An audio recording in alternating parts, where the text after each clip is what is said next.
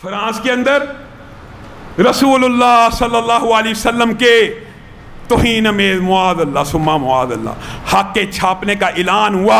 چھپنے کے وہی سارے پروسیس جو پہلے ملک میں آپ کو پتہ ہے، لیکن اس مرتبہ دکھ اور افسوس ایک اور ہوا.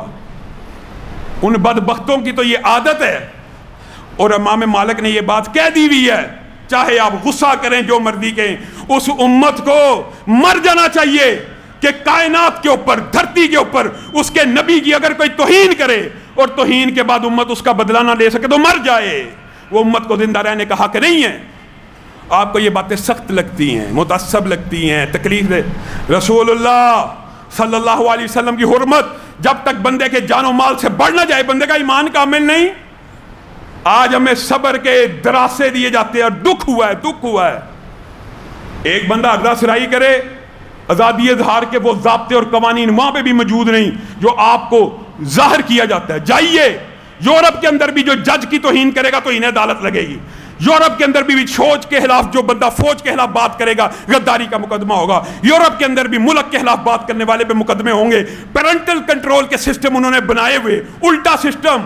18 سال تک شادی کی اجازت نہیں. کون سی مادر پدر آزادی ہے؟ وہ ہر ضابطہ قانون موجود ہے، لیکن رسولوں اور انبیاء کی توہین کی اجازت وہ شر پسند عناصر دیتے ہیں جو تہذیبوں کا، مذاہب کا تصادم چاہتے ہیں. اور اس کے صدر نے، فرانس کے صدر نے کہہ دیا بدبخت نے کہ میں اس کی مذمت بھی نہیں کروں گا.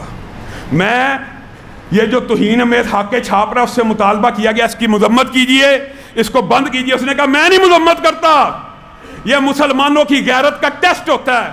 ہم کیا کر سکتے ہیں جی؟ لوگ پوچھتے ہیں.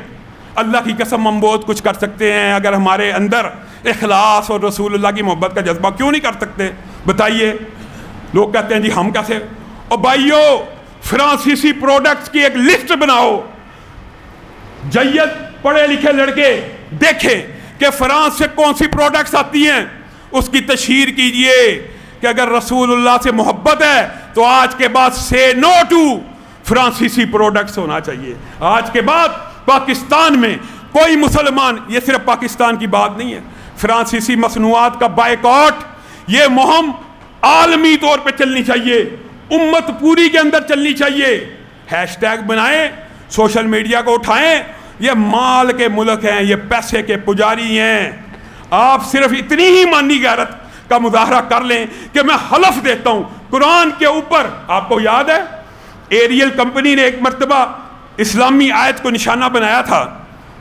سوشل میڈیا کے اوپر تحریک چلی تھی کہ ایریل کا بائیکاٹ کر دیا جائے، اور تھوڑا ہا بائیکاٹ ہوا، مافیا مانگنے پہنچ گئے عدالتوں میں یا پیمرا کے پاس کہ آج کے بعد نہیں ہوگا. اللہ کی قسم اگر مسلمان 1 ارب سے زیادہ فرانسیسی پروڈکٹس کا صرف بائیکاٹ کرنے کا اعلان کر دیں، وہ قانون بھی حرکت میں آئے گا اور آپ کے پاؤں میں بھی پڑ جائے گا. لیکن آپ بس کہیں گے ہم کیا کر سکتے ہیں جی، پھر بھی فرانسیسی پروڈکٹس کو استعمال کرنا ہی کرنا ہے. اپنے ضمیر کو جگاؤ، ان کے خلاف ایک سیسا پلائی دیوار بن جاؤ. اور اللہ کا شکر ہے آج معاشرے میں یہ جو فرقہ وارانہ فسادات پھیلانا چاہتے تھے، اللہ کا شکر ہے شام، عراق، لیبیا بنانے کی جن کی سازش تھی صحابہ کے خلاف بکواس کر کر کے، وہ سازش ناکام ہو گئی.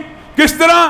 اہل سنت ایک ہو گئے، دیوبندی، بریلوی، اہل حدیث ایک ہو گئے اور اتحاد کا مظاہرہ کرتے ہوئے آج بھی اللہ کے فضل و کرم سے مال روڈ کے اوپر خادم رضوی کی ناموس رسالت ریلی ہے، 7 کو مولانا فضل الرحمان کا پروگرام ہے، مرکزی جمعیت کے متعدد پروگرام ہو رہے ہیں، سب ایک ہو گئے ہیں. آپ نے بھی یہ کردار ادا کرنا ہے. ہم کیا کر سکتے ہیں جی؟ فرانسیسی مصنوعات کے بائیکاٹ کا نعرہ لگاؤ، اس بات کو آگے بڑھاؤ، تفتیش کرو، تحقیقات کرو کہ ملک کے اندر وہ کون سی پروڈکٹس ہیں جو فرانس میں آ رہی ہیں. پورے عالم اسلام کو اس چیز کی دعوت دو. اور آخر میں